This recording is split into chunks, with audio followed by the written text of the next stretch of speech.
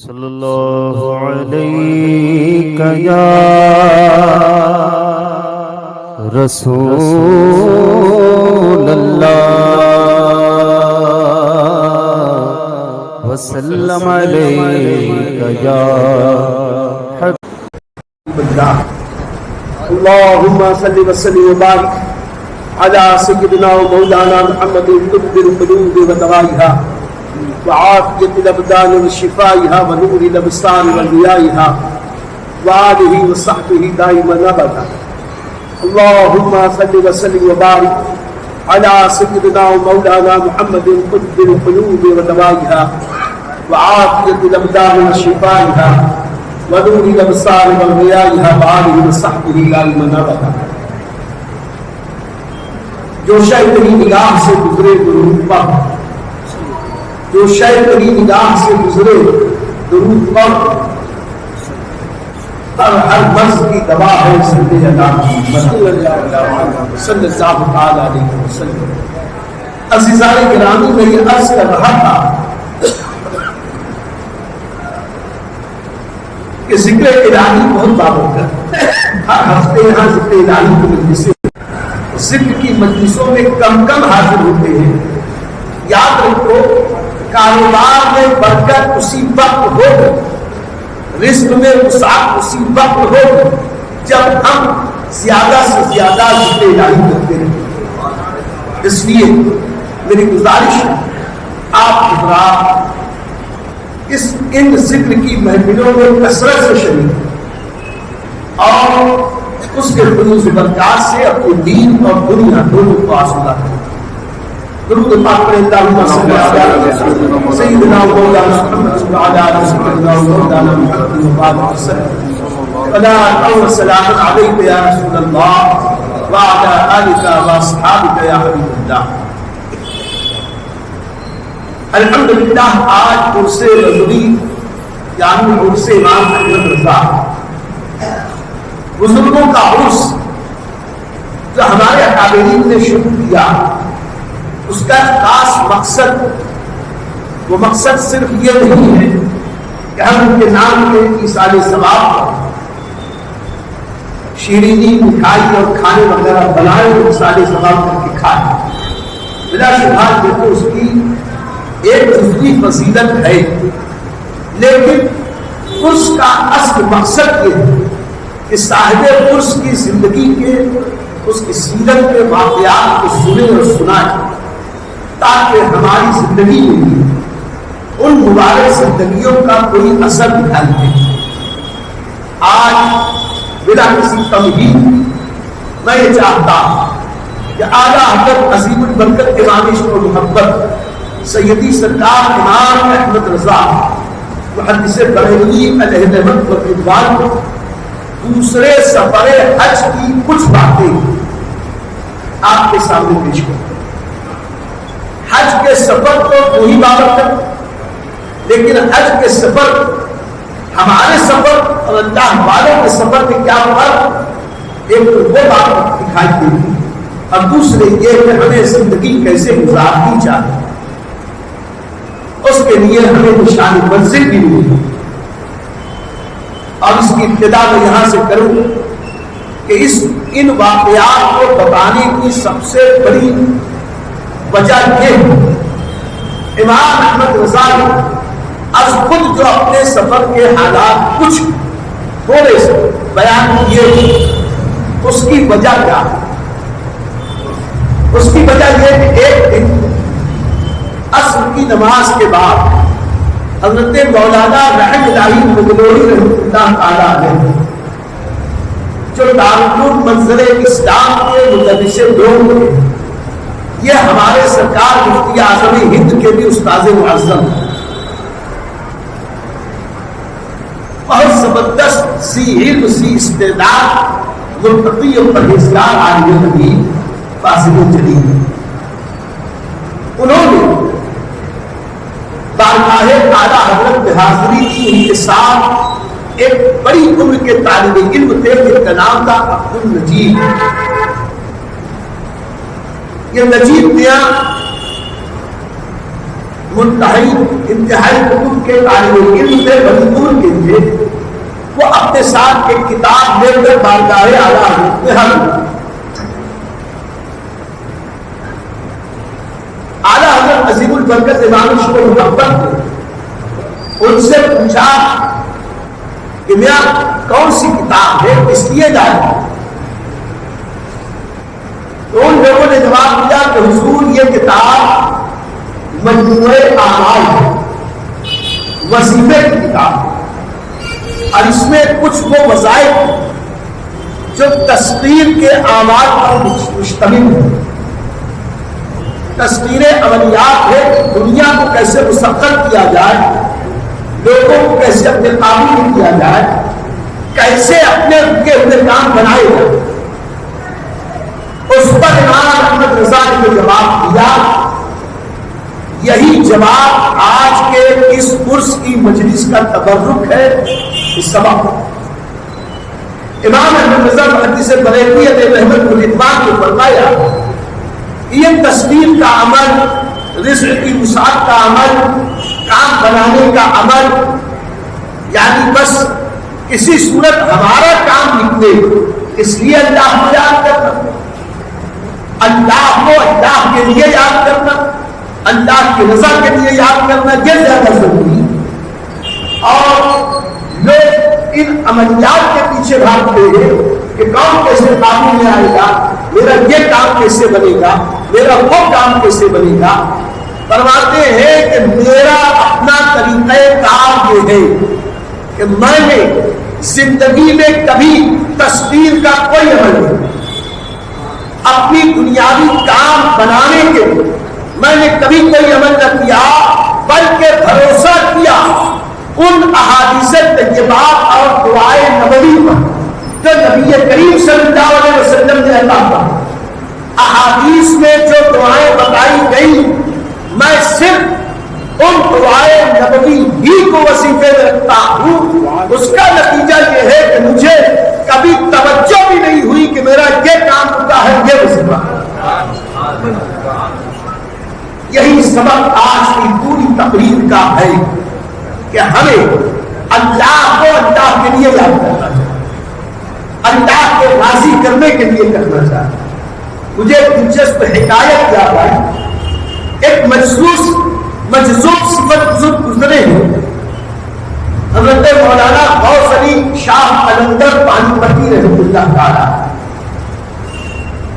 یہ ابو علی شاہ قلندر بہت پہلے تھے، غوث علی شاہ قلندر یہ بہت بعد کے ہیں، یہ غدر کے زمانے کے، انگریزوں کے زمانے۔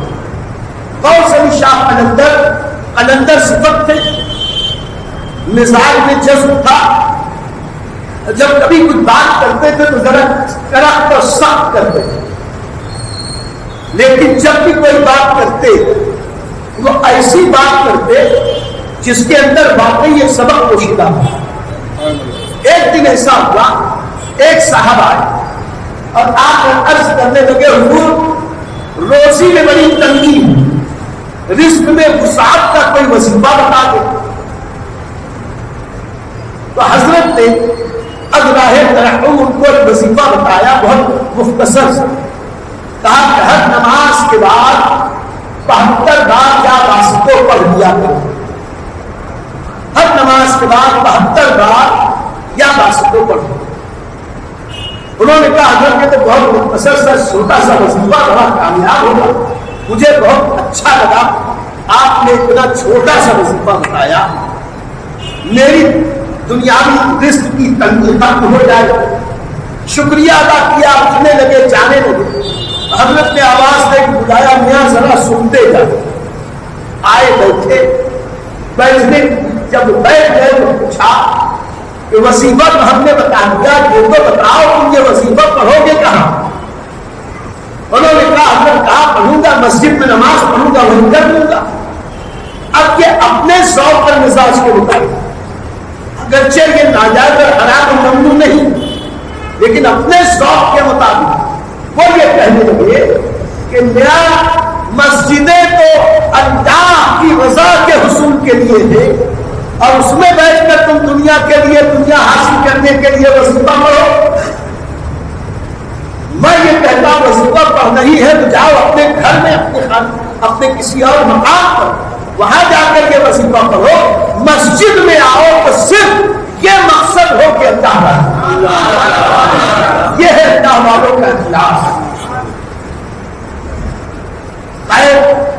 اعلیٰ حضرت عظیم البرکت کی یہی فرماتے ہیں کہ میں تو اپنے ہر کام کے بننے کے عاملین کے بتائے ہوئے وظیفے کی بجائے ان احادیث طیبات کی دعاؤں کو اپنے وظیفے میں رکھتا ہوں کہ جو حضور اکرم صلی اللہ علیہ وسلم مختلف مواقع پر اپنے صحابہ کو تلقین فرمائے. اور ظاہر سی بات ہے نبی کریم کا بتایا ہوا وظیفہ اور صحابہ کرام کو عطا کیا گیا وظیفہ اس سے بڑھ کر اب اور کوئی وظیفہ نہیں ہو سکتا جو میں اور آپ ایک دوسرے کو بتائیں. اس لیے اعلیٰ حضرت عظیم البرکت نے یہ ارشاد فرمایا کہ میرا بھروسہ تو ان احادیث طیبات پر ہے. اور پھر اسی کے ضمن میں فرمایا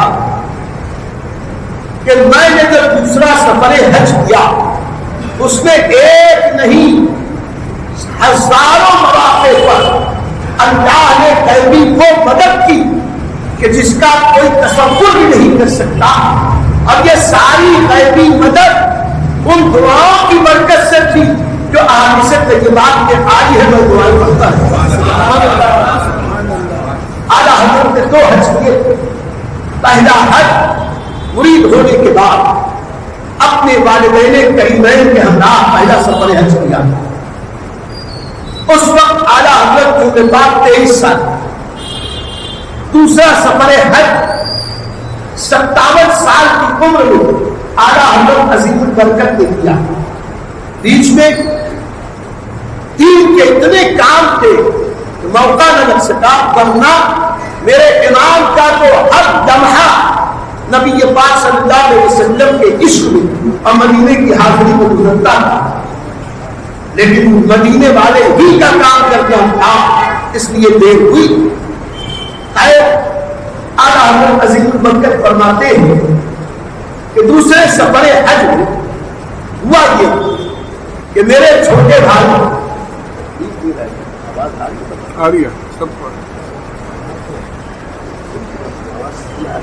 سب کو سنائے گا. میرے امام کے دن میں اور زیادہ کرتے ہوئے فرماتے ہیں کہ اس سال میرے چھوٹے بھائی نندے ہونا یعنی حضرت مولانا محمد رضا خان صاحب علیہ اللہ وہ اور میرے بڑے صاحبزادے مولانا حامد رضا خان گھر کی مذکورات کے ساتھ حج کے ارادے سے نکلے. مولانا حسن رضا خان میرے بھائی وہ بھی چاہ رہے تھے جانا لیکن ان کا ارادہ یہ تھا کہ مجھے کچھ کام ہے میں اپنے ساتھ جاؤں. فرماتے ہیں کہ میں اپنے بھائی اور بیٹے کو حج کے سفر پر روانہ کرنے کے لیے بریلی سے لکھنؤ تک گیا. لکھنؤ میں ان کو ٹرین سے رخصت بمبئی کے لیے رخصت کرنے کے بعد میں واپس بریلی آیا. سبق کیا ملا؟ سبق ملا کہ جب مدینے کا مسافر کوئی پا جاتا جب مدینے کا مسافر کوئی پا جاتا ہوں حسرت آتی ہے کہ پہنچا میں رہا جاتا. ہمیں چاہیے کہ جب کوئی حج اور زیارت کے سفر پر جائے زیارت کے سفر پر جا رہا ہے تو کچھ دیر اس کے لیے اس کے ساتھ چلے تاکہ اس پر جو اللہ کی رحمتیں برسے اس میں سے تھوڑا حصہ ہے مل جائے. اعلیٰ حضرت عظیم البرکت اس لیے لکھنؤ تک اس کے باوجود کہ بہت مصروف ہے لکھنؤ تک چھوڑنے کے لیے میں رخصت کر کے آئے نہیں. فرماتے ہیں لیکن آنے کے بعد ذہن میں انتشار یاد مدینہ سرکار کی یاد ایسا ذہن منتشر دل میں برقراری ایک الجھن ہر وقت ڈر لگی ہے لگن لگی ہے مدینہ مدینہ مدینہ مدینہ.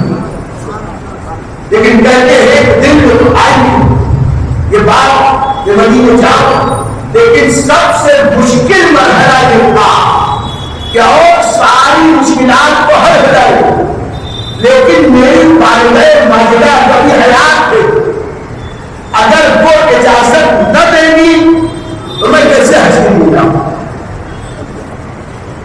اس کی تفصیل تھوڑی دیر کے بعد عرض کروں گا۔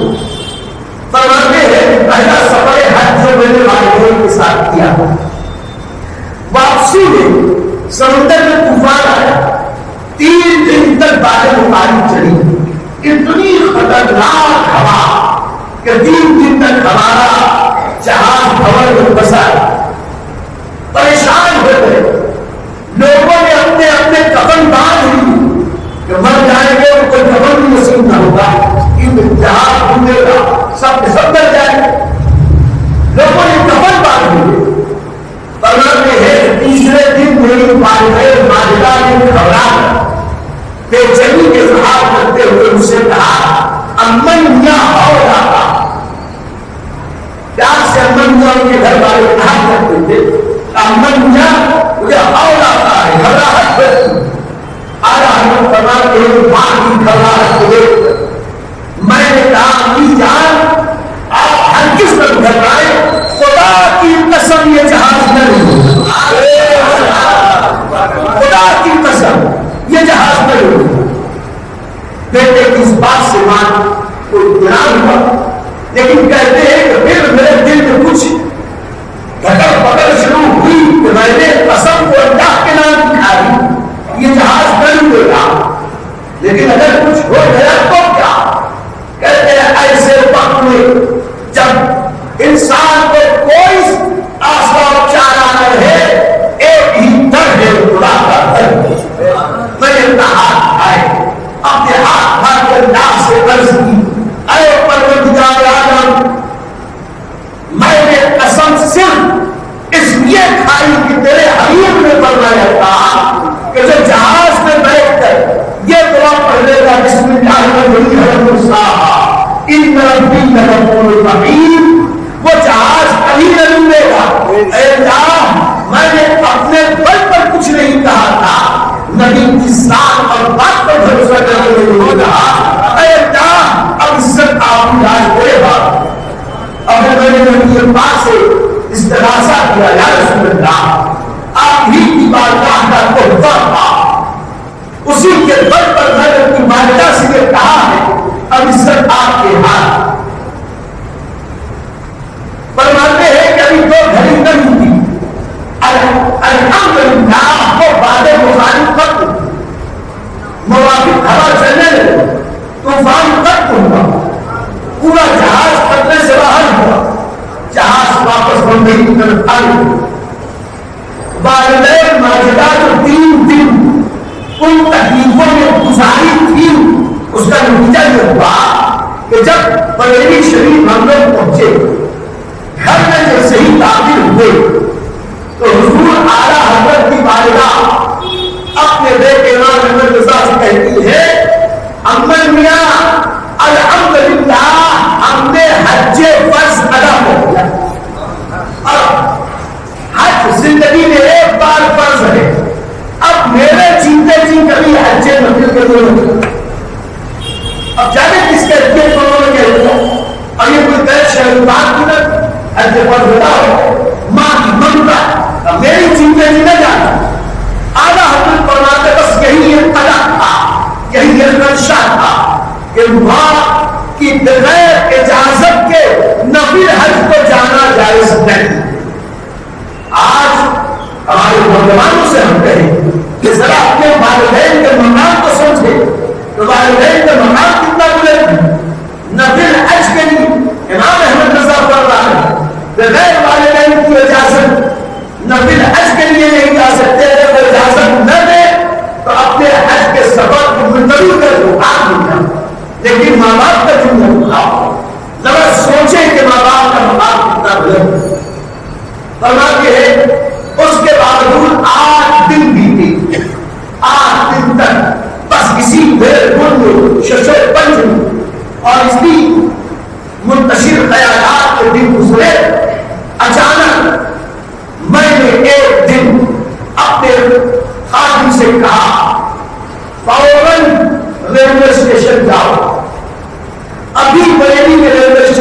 جا کر آج ہی رات 10 بجے والی ٹرین جو جہاں سے بمبئی کے لیے جاتی آگرہ ہوتے ہوئے وہ ٹرین جاتی ہے، اس ٹرین سے سیکنڈ کلاس کا ایک ڈبہ ریزرو کرتا، ایک ڈبہ۔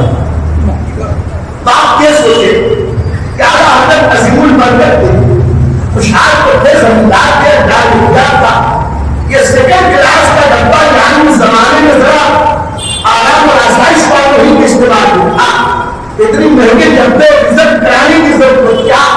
تو مان فرماتے ہیں اس لیے کہ تیسرے درجے میں بھیڑ اتنی زیادہ ہوتی ہے کہ نمازوں کو تکلیف ہوتی ہے، نمازوں کے لیے تکلیف ہوتی ہے۔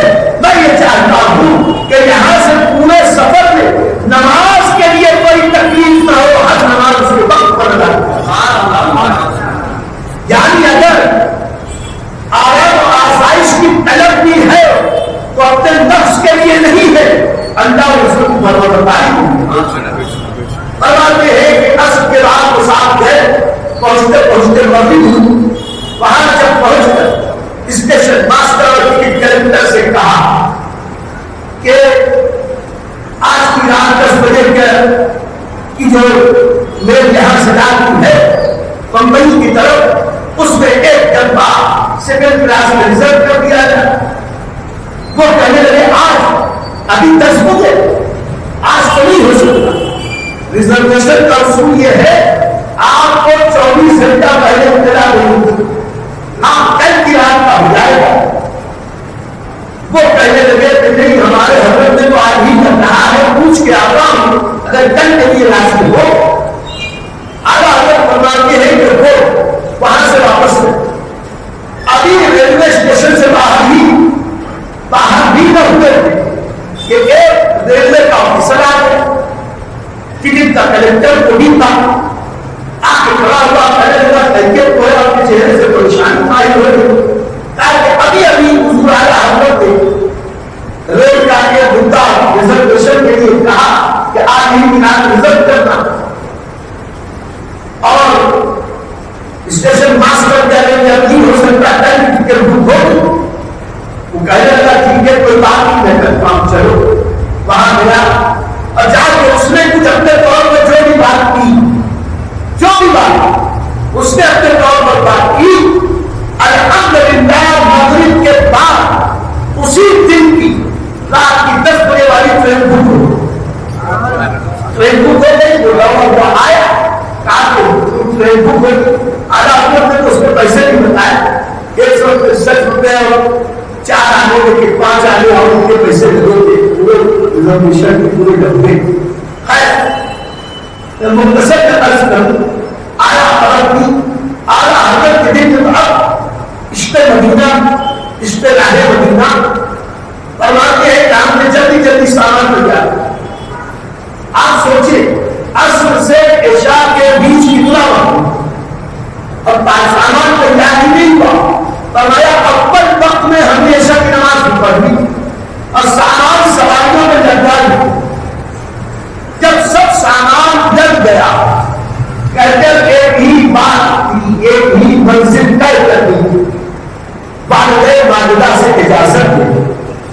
فرماتے ہیں کہ میں لرزتا کانپتا ڈرتا ہوا جھجکتا ہوا اندر ذرا کھانے میں گیا، والدہ والدہ کے کمرے کو دیکھا کہ امی جان پوری چادر اوڑھے ہوئے آرام فرمائے۔ فرماتے ہیں میں گیا، اپنی آنکھیں بند کی، والدہ والدہ کے قدم تھامے اور اس پہ اپنا سر رکھا۔ والدہ والدہ گھبرا نہیں، کبھی ایسا ہوا نہ تھا، گھبرا کہ میں بھی کامن یا کیفیت تو ہے۔ تو میں نے کہا کہ امی جان حج کے لیے جانا چاہتا ہوں، اجازت دے۔ اس وقت پتا نہیں کیا کیفیت تھی کہ والدہ والدہ نے کہا اچھا خدا حافظ۔ فرماتے چاہیے صحیح میں نے لفظ خدا حافظ سنا، کسی کو ماں کی دعا سمجھی، فوراً پلٹا اور فوراً پلٹ کے سواری کو سوار، سارا سامان کو لگا تھا، سواری کو سوار ریلوے اسٹیشن کے لیے چلے۔ اور ابھی تھوڑی دیر ہی ہوئی تھی کہ والدہ والدہ کو خیال آیا کہ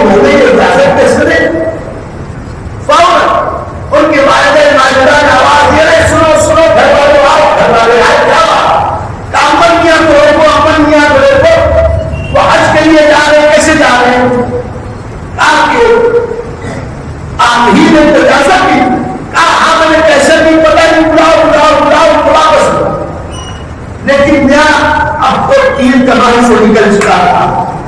اب کون ہو جاتا اعلیٰ حضرت تک پہنچانے؟ بس ایسا ہوا کہ ادھر اعلیٰ حضرت چلے, والدہ کی بات پر عمل کرنے کے لیے کچھ لوگ پیچھے سے آئے بھی, لیکن حضرت اسٹیشن بھی پہنچے, ٹرین میں سوار ہوئے پھر چلی. اعلیٰ حضرت فرماتے ہیں یہ تو آسانیاں ہوئی تھی, یہ آسانیاں صرف اس لیے ہوئی تھی کہ میں نے دعائے نبوی میں بھروسہ کیا, کبھی دنیا کے لیے اپنے لیے کوئی وظیفہ نہ کیا. نبی کریم نے جتنے وظیفے بنائے انہوں نے وظیفے پہ عمل کیا, اللہ نے آسانیاں بنا فرماتے ہیں. اب دیکھیے کتنی آسانیاں ہوئی.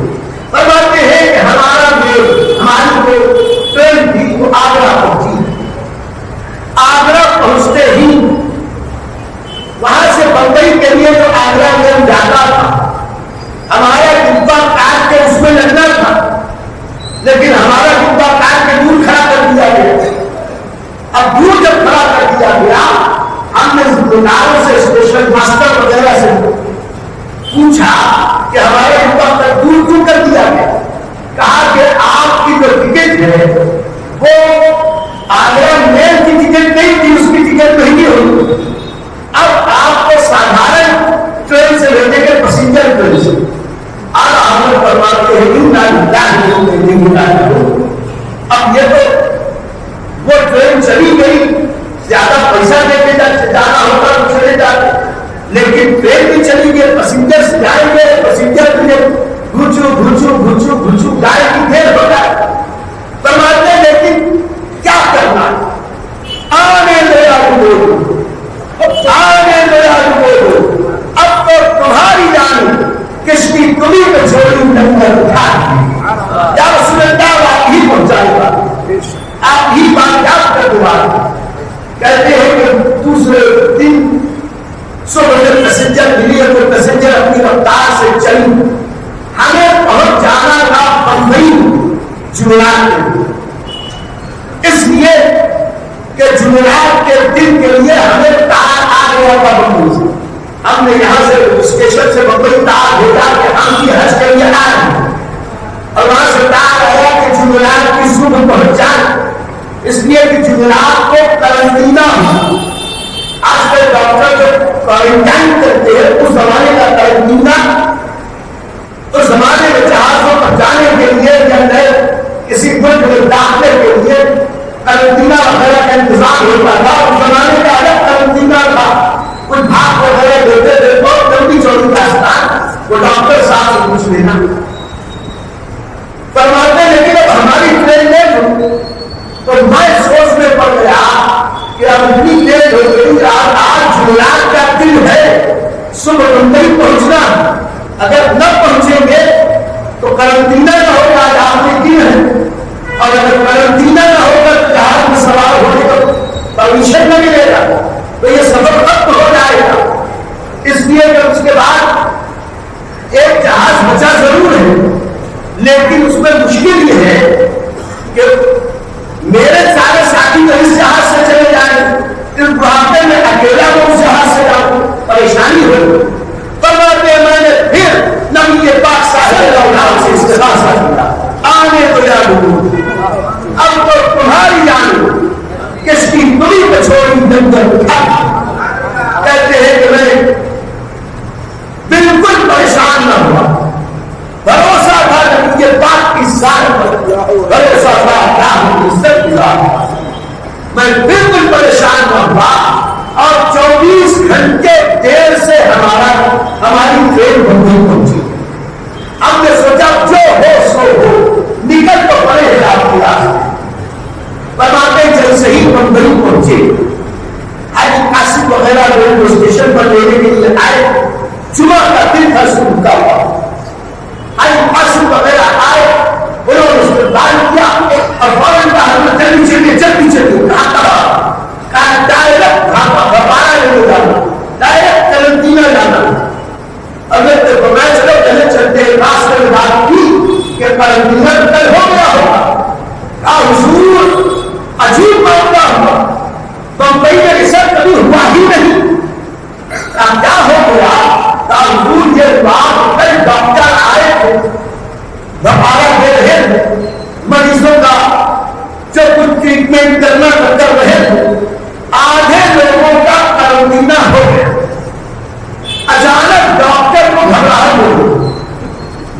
بے چین بے قرار، اتنی گھبراہٹ اس نے فوراً ہاتھ اٹھا دیا، کہا اب میرے سے کام نہیں ہوگا، باقی لوگوں کا کل،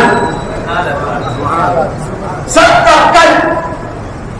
اس لیے آج صبح سے جو قرنطینہ شروع ہوا ہے، آپ کے گھر والے بیٹے بھائی ان کا کل نہ ہوا تو آج ہی ہونے والا، چلیے ان کے ساتھ ہو جائے گا۔ میں آتا ہوں قرنطینہ اٹھے اور قرنطینہ پہنچ کر ہم نے وہاں کی کارروائی اس میں شرکت، ٹکٹ دینے کی باری آئی تو پتا چلا کہ اس جہاز کی ساری ٹکٹیں ختم، اس جہاز میں کسی پھر میں پریشان یہ سوچ کر کے پھر میرے گھر والے تو سب پہلے جہاز سے آئے، اب کچھ دن رک کے دوسرے جہاز سے جائے، لیکن کرے گا دوسرے جہاز میں بھی ایک ہی ٹکٹ باقی۔ میں نے کہا کہ جانا تو ہے ہی، ایک تو ایک ٹکٹ دے کا حضور، لیکن وہ پہلے درجے کی ٹکٹ نہیں ہے، ہر کلاس کی ٹکٹ ہے، تیسرے درجے اعلیٰ حضرت نے فرمایا تیسرا درجہ تو تیسرا درجہ ٹکٹ دے، ٹکٹ تیسرے درجے کی دے دی۔ ٹکٹ دینے کے بعد اعلیٰ حضرت عظیم البرکت کے دل میں خیال آیا یا کسی اور کے دل میں کہ ٹکٹ تو لینی ہے، یہ دوسرے جہاز سے جائے، تلاش کریں کہ اس جہاز میں کوئی ایسا انسان مل جائے جو اکیلا ہو اور وہ یہ ٹکٹ تبدیل کر کے چند دن بعد دوسرے جہاز سے جانے کے لیے تیار ہو۔ کہنے لگے کہ ہمارے پائلوٹ تلاش کرنے لگے، اللہ کی شان کہ بریلی کے قریب بحیری نام کے بستی، بحیری کے ایک حاجی صاحب اکیلے ہوئے اور ان کا ٹکٹ بھی تیسرے درجے کا تھا۔ ان سے کہا گیا کہ کیا آپ اعلیٰ حضرت سے ٹکٹ بدل لیں گے؟ بدل لیں گے تو آپ اکیلے ہیں، آپ کو ایسے بھی اکیلے جانا ہے، ویسے بھی اعلیٰ حضرت ہے پورے آدمی ہے جو دوسرے اپنے گھر والوں کے ساتھ چلے جائیں۔ انہوں نے کہا اس سے بڑھ کے کیا خوشی ہوگی کہ اعلیٰ حضرت کے کام میں لگی ہوئی ہے، آسانی ہو، اس کو کوئی پریشانی نہیں۔ فوراً انہوں نے ٹکٹ بدلی۔ اعلیٰ حضرت فرماتے ہیں ذرا دیکھو نبوی دعاؤں کی برکت، یہ برکت تھی کہ پہلے ہی اگر پہلی فرسٹ کلاس کا ٹکٹ ملا ہوتا اور یہاں تیسرے کلاس والے سے ٹکٹ بدلنا ہوتا تو مان کا نقصان ہوتا۔ نبی کریم کی عطا دیکھو کہ اس بار جب ٹکٹ ملا تیسرے درجے کا اور جن سے بدلی ہوا ان کا تیسرا ہی درجہ تھا، مال کے نقصان سے آپ نہیں تھا۔ یہ ہے دعائے نبوی کی برکتیں۔ پھر فرماتے ہیں خیر ہم سب چلے، جہاز میں چلے، اسی دن شام میں جہاز روانہ۔ فرماتے ہیں اس زمانے میں تو جہاز بھی کافی لمبے عرصے تک چلا کرتے، آج کے جیسے جہاز نہ تھے کہ 6-7 کی رات بھی وہ پہنچ جاتے۔ فرماتے ہیں کہ روزانہ جہاز اور جب کامیاب کی بندرگاہ ہو قرنطینہ کے لیے ترکی حکومت نے حل اتارا، 10 دن تک قرنطینہ میں حل رہا، 10 دن تک ہم کامیاب کی بندرگاہ پر رکے رہے، چیک اپ ہوتا رہا، ترکی ڈاکٹر اور ڈاکٹران آتے رہے، چاہے جو کچھ ان کا کام تھا کرتے رہے۔ فرماتے ہیں کہ ان 10 دنوں میں اور پانی کے جہاز روزانہ علمی مجالس سجتی، فقیر اس میں تقریر کرتا، فقیر کا بیان ہوتا جس میں زیادہ تر مناسک حج کی تعلیم دیتا کہ حج کے لیے یہ ارکان ہے، ایسے ایسے کیے گا۔ لیکن ہماری روح کی غذا، اس سفر کی اصل عشق رسول پاک صاحب وہ پھر کر بات نبی پاک صاحب اللہ کی یادی، عشق نبی کے خود گائے جاتے، نبی پاک کی فضیلتیں بیان ہوتی، نبی پاک کی عظمتیں بیان ہوتی۔ ان مجالس میں بہت کثرت سے لوگ شریک ہوتے۔ انہیں نے ایک رئیس کو دیکھا کہ چند لوگوں کے ساتھ پابندی کے ساتھ آتا اور جب تک مناسک حج کی ترغیب کی جاتی، تعلیم دی جاتی، وہ بہت اچھے سے دیکھتا تھا اور سے سنتا۔ لیکن جیسے ہی نبی کریم صلی اللہ علیہ وسلم کے فضائل شروع ہوتے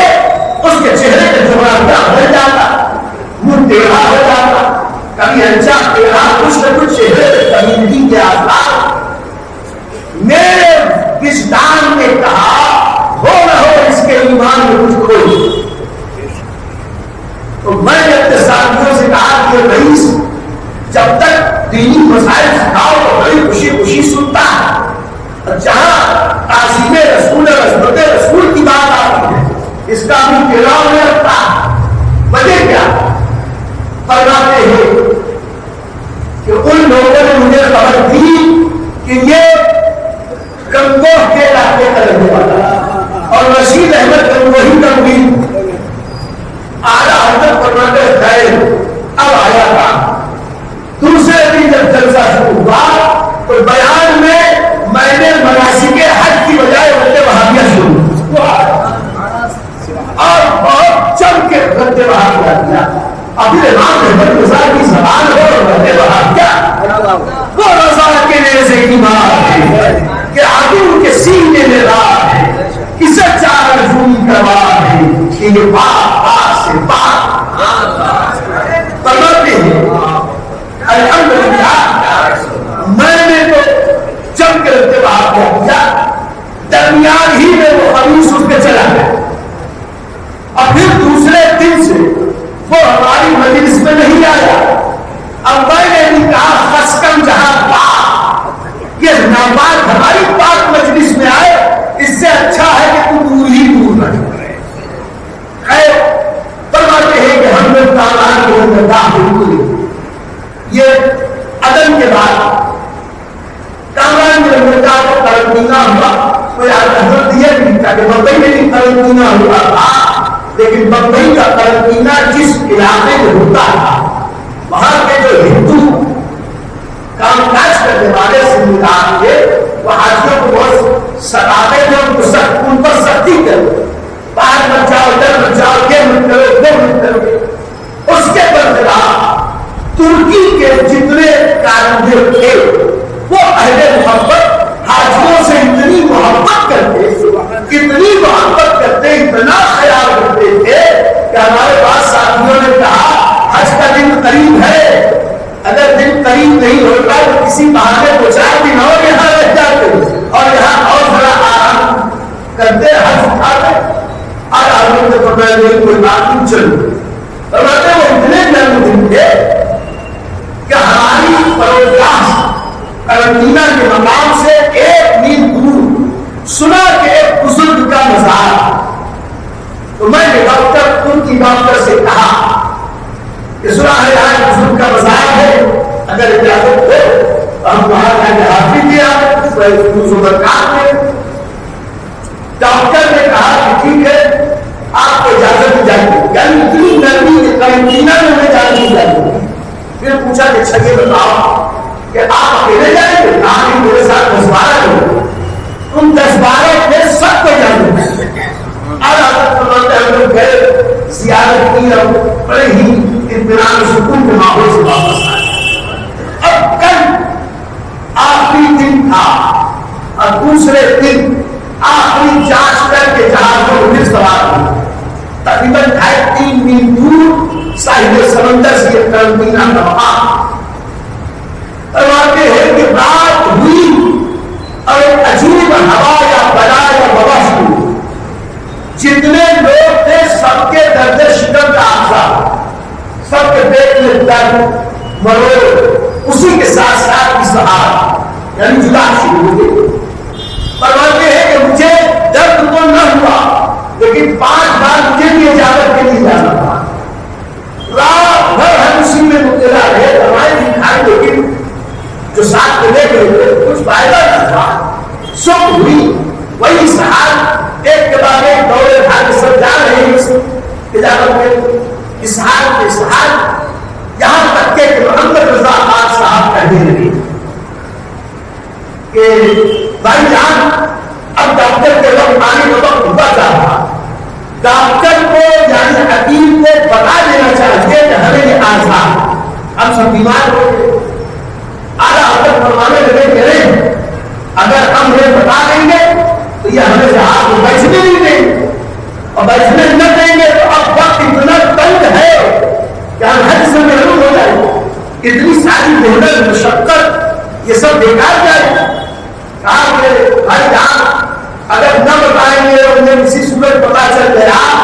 وہ حکیم صاحب کو ناراض ہو کہ مریض مرض کو چھپایا ہے کہیں اور معاملہ بگڑ نہ جائے. اعلیٰ حضرت فرماتے ہیں کہ جب میں نے کوئی چارہ نہ دیکھا تو میں نے کہا کہ تم فی الوقت اپنے حکیم کو کچھ نہ دکھاؤ، میں اپنے حکیم سے رجوع، میں اپنے حکیم سے رجوع ہوتا ہوں. یہ کہہ کر میں قرنطینہ سے نکلا جنگل کی طرف، اور جنگل میں جا کر اکیلے میں نے رسول پاک صاحب اللہ سے استغاثہ کیا. حضور آپ کی بارگاہ میں آنا، آپ کے کرم سے یہاں تک پہنچے، بس ایک نگاہ کرم ہو ہمارا اللہ پاک. فرماتے میں نے نبی کریم کی بارگاہ میں استغاثہ کیا، اب وسیلہ پیش کیا، میرے پیر دینے سگی محبوب سبحانی سرچشمہ ربانی میرا محب الدین سیدنا الشیخ عبد القادر جیلانی بغدادی علیہ رحمۃ اللہ. فرماتے ہیں میں نے غوث پاک کا وسیلہ پیش کیا اور غوث پاک سے بھی عرض کی کہ حضور تیرے ہاتھ میں ہاتھ ہم نے دیا، تیرے ہاتھ ہے داد یا غوث اسے اس وقت میں نے پڑھا اعلیٰ حضرت نہیں بتائی. اعلیٰ حضرت استغاثہ کیا غوث پاک کی بارگاہ، جنگل میں اکیلے رو رو کے دعائیں. پتا کیا چلا کہ دعا دنیا کے سامنے دکھا کے بھوک بھوک رونے سے نہیں قبول ہوتی. دعا کے اخلاص، ریا نہ ہو، دکھاوا نہ ہو، تنہائی میں اکیلے میں رات کے وقت جب کوئی نہ دیکھے، دنیا سو رہی ہو، تم رو رہے ہو تو انشاءاللہ اللہ کی رحمت تمہاری طرف بچے.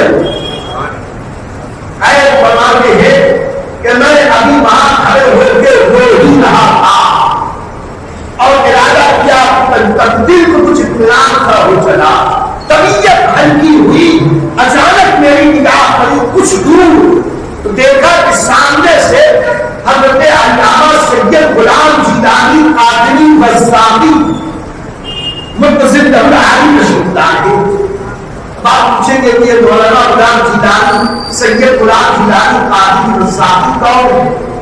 اعلیٰ حضرت عالم تحریر فرماتے ہیں کہ یہ بارابنکی ضلع کے دیہات بانسا شریف سیدنا شاہ عبد الرزاق باسطی کے سجادہ نشین.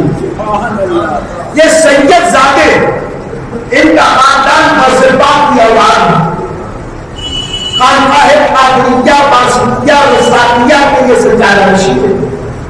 میں نے جب انہیں دیکھا تو دراصل ہوا کہ آج جب ہم بمبئی جس جہاز میں چلے تھے اسی جہاز میں ان سے بھی ملاقات ہو گئی کہ یہ بھی حج کے لیے آ رہے ہیں. جہاز میں تو اچھی خاصی میری ملاقات ہوئی. جب شاہ رزاق باسطی کو دیکھا یہاں تو یہ کیس کر حضور اعلیٰ حضرت نصیب البرکت کو سلسلہ قادریہ رسالیہ میں بھی خلافت حاصل، اور یہ سلسلہ قادریہ رسالیہ جو بانسا شریف سے آیا، بانسا سے مسوی آیا، مسوی سے مارہے گیا، مارہے سے حضور اعلیٰ حضرت کی خدمت میں. تو فرماتے ہیں کہ جب میں نے حضرت مولانا سید غلام جیلانی قادری وزاقی کو دیکھا میں نے اسے فعال حسن سمجھا کہ ابھی غوث پاک سے میں نے انتظار کی، غوث پاک کے شہزادے سامنے آگ کا دیدار ہو گیا. فرماتے میں سمجھ گیا کہ میرا ملاقات فرماتے کہ میں جب اپنی قیادگاہ میں قرنطینہ پہنچا تو الحمدللہ ہمارے جتنے بھی لوگ تھے ان سب نے کہا کہ درد کہاں گیا پتہ نہیں، اور اس حال کا تو نام نشان. پل بھر نہ ہو آرام جس بیمار کو سارے زمان اٹھا لے جائے کوئی خواب ان کے آستان، اور ان کے آستانے کی خاک میں شفا اور ان کے نام میں بھی شفا ہے. فرماتے ہیں کہ جب کچھ وقت نہیں اتنی نہ صرف کے درد ختم ہوا، نہ صرف کے اظہار ختم ہوا، بلکہ بدن میں جو ہے کمزوری ذوق آ گیا تھا وہ بھی ختم ہوا. 2.5 سے 3 میل پیدل سن چل کر ہم لوگ ساحل سمندر پہ آئے، سب بڑے شاداب و فرحان حال ہوئے. پھر وہاں سے وہ جہاز جدہ تک پہنچا. فرماتے ہیں کہ جدہ میں جب ساحل سے ہمارا جہاز لگا ہم سب گزرے تو وہاں باہر نکلنے کے لیے دونوں طرف چٹیاں نہیں، بیچ میں تنگ سے گزرنا. ہمارے ساتھ خواتین بھی تھی پردہ دار، ہمارے گھر کی عزت ماں خواتین. اب وہاں بھیڑ اتنی تھی کہ کھڑے سے کھانا چل رہا تھا، اب دھڑکن تیز ہو رہی تھی، بائیں بائیں کر کے گھس رہے. فرماتے ہیں اتنی بھیڑ بھاڑ دیکھ کے ہم کو کھڑے بیٹھنے کی جگہ نہیں. دوپہر کا وقت، دھوپ کی شدت، 1 گھنٹہ 2 گھنٹہ 3 گھنٹے 4 گھنٹے 5 گھنٹے اور ہم سب حیران تھے. خواتین بھی وہاں بیٹھی پریشان، ہم بھی پریشان. ہم رضا اور میاں آئے، کہنے لگے گبا جان 5 گھنٹے ہو گئے، پسینے میں شراب ہو، ہم بہت حیران کیا کریں. میرا خیال یہ ہے کسی صورت نکلنا چاہیے. اعلیٰ حضرت فرماتے ہیں جسے جانا ہو جائے، تمہیں جانا ہو جاؤ، میں آپ کو بولے بھی بھیڑ نہیں. آج اے نوجوان ہمارے امام جن کا ہم خوش بنا رہے ہیں، ان کی زندگی کی اس باتوں کو سمجھو. ہمارے نوجوان کی شادیاں ہوتی ہے تو بائک کو بٹھائے وہ ایسا گھماتے ہیں جیسے یہ بیوی ان کے لیے نہیں آئی، جہاں کو دکھانے کے لیے آئی. اگر وہ بائک پہ لے کے ناگن کی طرح، ناگ سانپ کی طرح لہرا لہرا چلتے ہیں تو سمجھتے ہیں کہ ہمارے نظر کوئی ہے نہیں. ہمارے گھر کی عورتیں ہماری عزتیں ہیں، ان کو چھپانا یہ ہماری ذمہ داری ہے، پردے کا اہتمام کرنا یہ ہماری ذمہ داری ہے. اور بھیڑ بھاڑ میں لے جا کر ان کا تماشا بنانا یہ مسلمانوں کی وطیرہ نہیں ہے، یہ کفار مشرکین کا طریقہ. اللہ ہمیں اسلام پردے کی توفیق عطا فرمائے. آج آپ کو اگر تمہیں جانا ہوگا، جسے جانا ہوگا میں نہیں کرتا. اب بڑے حضرت نے کہہ دیا تو اس کی ہمت کے ساتھ کہتے ہیں پھر میں نے نبی پاک سے انتظار سے کہ حضور ہم کمزور ہے نہیں ہے، ناگواں ہے، 8 گھنٹے ہو گئے، ایک چھوٹی سی جگہ بیچ میں چلتی لگی، راستہ کم اور ایسی پریشانی میں کیا کروں. سرکار کرم کرتے فرماتے ابھی یہ بات ہو ہی رہی تھی کہ عربی لباس میں عرض آ رہا ہے اور عربی میں انہوں نے سلام کر کے کہا کیا بات ہے شیخ، میں تمہیں پریشان دیکھتا ہوں، غمگین دیکھتا ہوں. تو ان سے بتایا گیا کہ 5 گھنٹے ہو گئے لائن کو لگے راستہ ہی نہیں ملتا. ہمارے ساتھ عورتیں ہیں، بھیڑ بھاڑ کو کیسے لے کے جاتے. تو وہ مسکرا کے کہتے ہیں کوئی بات نہیں، ایسا کرو تمہارے جتنے مرد ہے ساتھ میں گول حلقہ بنا اور حلقہ بنا کے خواتین کو بیچ میں لے لے، میں آگے آگے چلتا ہوں، پیچھے پیچھے تم چلو. اعلیٰ حضرت عظیم الدرجت فرماتے ہیں کہ جیسے ہی انہوں نے کہا ہم نے سمجھا کہ یہ کوئی غریب بنا، ان کو آگے کیا، ہم نے حلقہ بنایا، خواتین کو بیچ میں رکھا، چلے. فرماتے واللہ العظیم اس بھیڑ میں جب ہم ان کے پیچھے پیچھے چلے، خواتین تو خواتین، ہمارا کاندھا بھی کسی کے کاندھے سے بستا بخیر واقعیت اس بھیڑ سے نکل گئے. اب جب نکلے تو بڑے خوشی کے ایک دوسرے کو دیکھ رہے ہیں اور اس کے بعد دیکھتے ہیں تو وہ عرب شیر کا ہے. اب ہمارے ساتھ جو ہے وہ کہو کہ ڈھونڈ میں کیا ہے، کہاں ہے، کہاں گئے، کہاں گئے، ارے ہوتے تو ملتے. یہ تو غیبی مدد تھی، یہ تو نبوی مدد تھی. اللہ کے نبی کی طرف سے جو مدد آتی ہے یہ جب تک دکھائی دینا ہوتا ہے، جسے دکھائی دینا ہوتا ہے اسے دکھتی ہے. اور نبوی مدد آئی، کام ہوا، چلے گئے. فرماتے ہیں کہ اب جدہ میں 3 دن تک رکنا ہوا. وہاں کہیں کچھ کاغذی کارروائی، کچھ اونٹ آ رہے ہیں، یہ آ رہا وہ آ رہا. اب فرماتے ہیں کہ مجھے وہاں پہنچنے کے بعد ایک سال سے چند سال پہلے کی بات ہے، کمزوری نہیں ہے، فرماتے بخار آ گیا. اب جب کبھی مجھ فقیر کو بخار آتا تو میری کیفیت یہ ہوتی ہے کہ بخار میں ٹھنڈ بہت ہے، اتنی سردی لگتی ہے کہ کئی کئی کمبل پڑتے ہیں. اور وہاں جدہ میں ہم کو پوری رات کھلے میدان میں گزارنا تھی کہ یہیں سے روانہ ہوگا. اب ایسے میں پریشان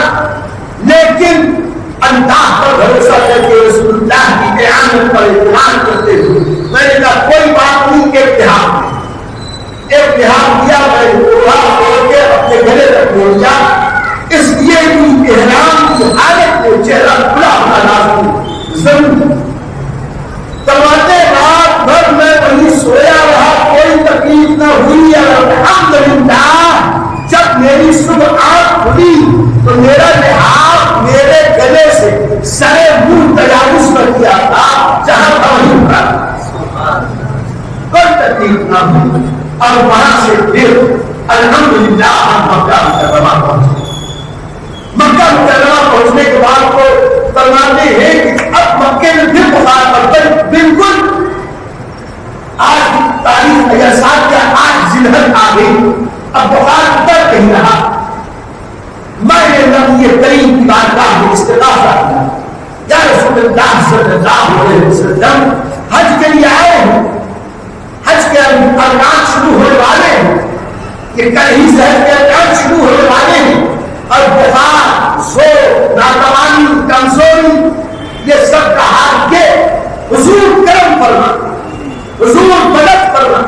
فرماتے ہیں تھوڑی ہی دیر میں وہ پسینہ آیا کرتا ہے، اور الحمدللہ اس تاریخ سے لے کر 13ویں تاریخ تک بخار کا، کمزوری کا ایک شرما میرے تک ہے۔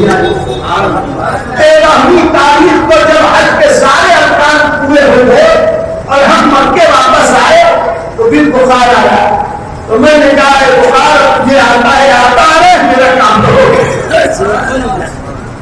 اس کے بعد بہت ساری باتیں بتائی ہیں، اب آج کی تقریر یہیں پر ختم ہے، لیکن یہ سمجھانا مقصود ہے اعلیٰ حضرت یہ جو تفصیلات بیان کی کس تاکہ اپنے مان والوں کو سبق دے کہ اپنے مال و دولت پر بھروسہ مت کرو، اپنے عقل پر بھروسہ مت کرو، اپنی ذہانت پر بھروسہ مت کرو، اپنے خاندان کے طاقت و قوت پر بھروسہ مت کرو، اپنے عہدے پر ناز مت کرو، کسی کے کچھ کام نہیں آ سکتا، طاقت اگر کسی کی ہے تو اللہ کو سکتا، لا حول ولا قوت الا باللہ، وہی ہوتا ہے جو اللہ چاہتا۔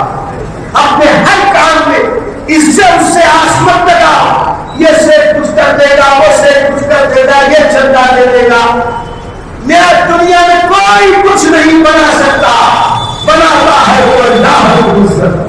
کام کر، ہمارے کام کے لیے بناتا ہے وہ اللہ، اور صدقہ دیتا ہے محمد رسول اللہ۔ اسی لیے اعلیٰ حضرت عظیم البرکت کے اس دیے ہوئے سبق کو گرہ میں باندھ لو، اپنے ہر معاملے میں اللہ اور رسول پر کامل بھروسہ رکھو، تو اللہ تعالیٰ تمہیں دنیا والوں کی محتاجگی سے بچائے۔ اللہ تعالیٰ ہم سب کو اپنے نیک بندوں کے نقش قدم پر چلائے۔ الحمدللہ رب العالمین۔